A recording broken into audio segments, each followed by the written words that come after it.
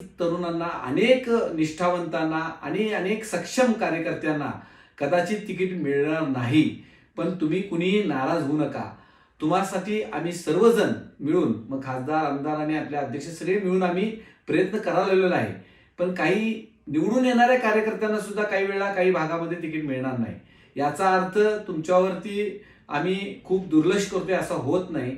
आम्ही खरोखरच मनापासून तुम्हाला उमेदवारी मिळावी म्हणून पहिल्यापासून झटत आलेलं आहे.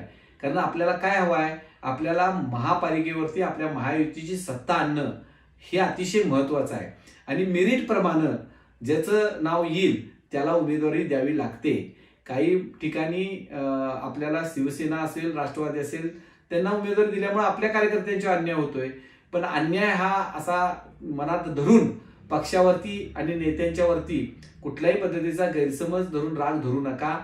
भविष्य काळामध्ये अनेक गोष्टी कार्यकर्त्यांना त्यांचा सन्मान करण्यात येईल. कुणाला, प्रत्येकाला कुठं ना कुठं तरी त्याचं कॅलिबर लक्षात घेऊन, त्याचं योगदान लक्षात घेऊन त्याला आपण संधी देऊ. मग शासकीय कमिट्या असतील, पक्षातील काही पदे असतील किंवा अन्य काही गोष्टी असतील, त्याचा सन्मान आपले चंद्रकांत दादा पाटील निश्चितपणे करतील.